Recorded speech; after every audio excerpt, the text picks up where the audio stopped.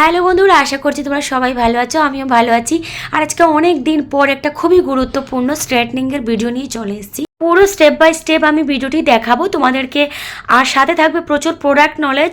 কি কি প্রোডাক্ট আমি ইউজ করেছি আজকে এখানে সেটাও দেখাবো। তো সাথে থাকবে, ভিডিওটি স্কিপ না করে দেখবে, অনেক রকম টিপস রয়েছে। আর হ্যাঁ, যারা চ্যানেলটিকে এখনও পর্যন্ত সাবস্ক্রাইব করোনি, প্লিজ একটি সাবস্ক্রাইব করতে কিন্তু ভুলবে না। তো প্রথমেই দেখতে পাচ্ছ ক্লায়েন্টের এই রকম পর্যায়ে হেয়ার। 2 বছর আগে উনি আমার কাছে করেছিল স্ট্রেটনিং। তো দেখতে পাচ্ছ নিচের দিকে একটু একটু স্ট্রেটনিং এখনও রয়ে গেছে, আর বাকিটা পুরো আগের মতো হয়ে গেছে।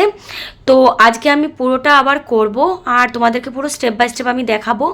তো দেখতে পাচ্ছ প্রথমে খুব ভালো করে শ্যাম্পু করে নিয়ে ফুল ড্রাই করে নিয়েছি। অনলি শ্যাম্পু করেছি এবং ড্রাই করে নিয়েছি একদম 100%।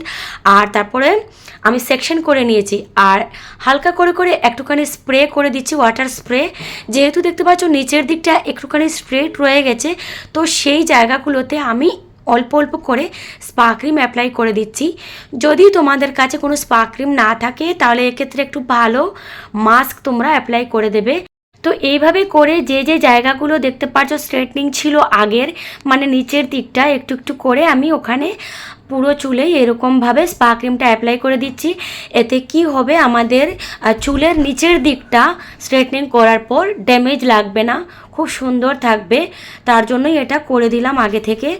আর তারপরে আমরা নিয়ে নিচ্ছি এখানে স্ট্রেটনিং ক্রিম। আমি আজকে লরিয়াল দিয়ে করব।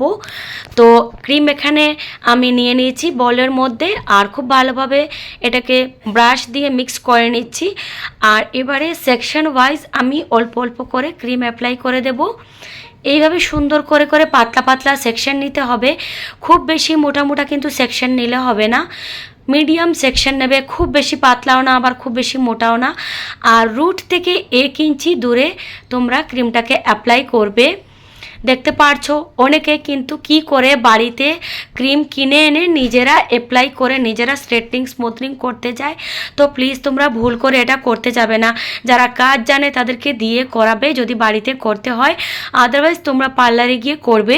তোমরা নিজেরা এইভাবে ক্রিম এনে করতে যাবে না, কারণ নিজেরা কখনোই সম্ভব না এইভাবে সেকশন করে করে ক্রিম অ্যাপ্লাই করার। তো আমি বারবার বলছি, নিজেরা এইভাবে করতে যাবে না, এতে তোমাদের চুলেরই ক্ষতি হবে। আমি এই ভিডিওটি দেখাচ্ছি এই কারণে, যারা নতুন কাজ শিখেছে যদি তাদের একটু হেল্পে আসে ভিডিওটি, বা যারা ঘরে করতে চাইছে কাউকে দিয়ে, তাহলে তারাও সেটা করতে পারে। তবে নিজে নিজে করতে যাবে না কখনো ভুল করেও। তো দেখতে পারছো আমি রুট ছেড়ে ক্রিমটাকে অ্যাপ্লাই করছি, যাতে স্ক্যাল্পে কোনোভাবে আমাদের ক্রিমটা না লাগে। আর তারপরে এটাকে খুব ভালোভাবে এইভাবে হাতের সাহায্যে এমালসিফাই করে করে তারপরে চিরুনি দিয়ে আঁচড়ে আঁচড়ে আমি রাখছি। তো অলমোস্ট আমার দেখতে পাচ্ছ ক্রিমটা অ্যাপ্লাই করা হয়ে এসছে। আমি এক সাইড করে দিয়েছি, এবার আর এক সাইড করছি।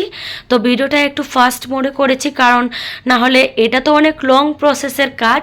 তো সেই জন্য আমি একটুখানি ফাস্ট মোডে রেখেছি ভিডিওটা। তো দেখতেই পারছো এইভাবে আমি পুরো চুলে আমি ক্রিমটা অ্যাপ্লাই করে দিয়েছি। আর এবারে এটাকে আমি রেখে দেব। তো এখানে একটা কথা বলি, এই ক্রিমটা লাগিয়ে রাখার পর এটা কিন্তু রাখার কোনো টাইমিং হয় না, আসলে এটা চুলের উপর নির্ভর করে।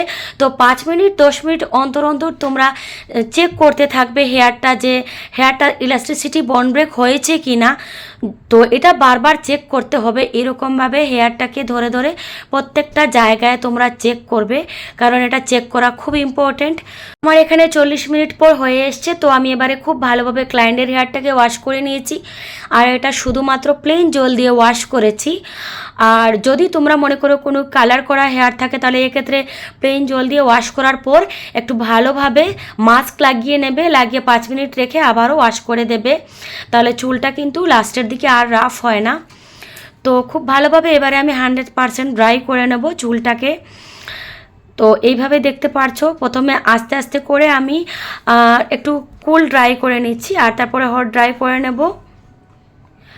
আর 100% যখন ড্রাই হয়ে গেছে, এবারে আমি একটুখানি সিরাম অ্যাপ্লাই করে দেবো চুলে। তো খুব ভালোভাবে সিরামটা অ্যাপ্লাই করে দিচ্ছি ফুল হেয়ারে। তার কারণ হচ্ছে আমরা এর পরের স্টেপ হচ্ছে আয়রনিং করব, আর আয়রনিংয়ের আগে একটুখানি সিরাম লাগিয়ে নেবে, এতে চুলটা খুব সুন্দর শাইন থাকে। আর অবশ্যই আয়রনিং করার আগে সিরামটা তোমরা অ্যাপ্লাই করবে। তারপরে দেখতে পাচ্ছ 4 সেকশন করে নিচ্ছি। আর এবারে আমি আয়রনিংটা নিয়ে নিয়েছি। আর প্লিজ তোমরা যখন স্ট্রেটনার নেবে না, একটু ভালো কোম্পানির দেখে স্ট্রেটনার নেবে। আমি এখানে হেক্টরের স্ট্রেটনার নিয়েছি, তোমরা যদি নাও তো আইকনিকের নিতে পারো। এরকম একটু প্রফেশনাল স্ট্রেটনার ইউজ করবে, তাহলে তোমরা দেখতে পারবে যে খুব সুন্দর শাইন আসে। আফটার স্ট্রেটনিং বলো কিংবা আফটার স্মুথনিং খুব ভালো শাইন আসে। আর এটা সম্পূর্ণ নির্ভর করে একটা স্ট্রেটনারের উপর। স্ট্রেটনার যত ভালো হবে, স্ট্রেটনিং যত ভালোভাবে তোমরা করবে, সেই রেজাল্টটা তোমরা দেখতে পারবে পরে খুব ভালো আসে। আর স্ট্রেটনিং যদি ভালো না করতে পারো তোমরা নিট অ্যান্ড ক্লিনভাবে, তাহলে কিন্তু আফটার রেজাল্টটা ভালো আসে না একদমই।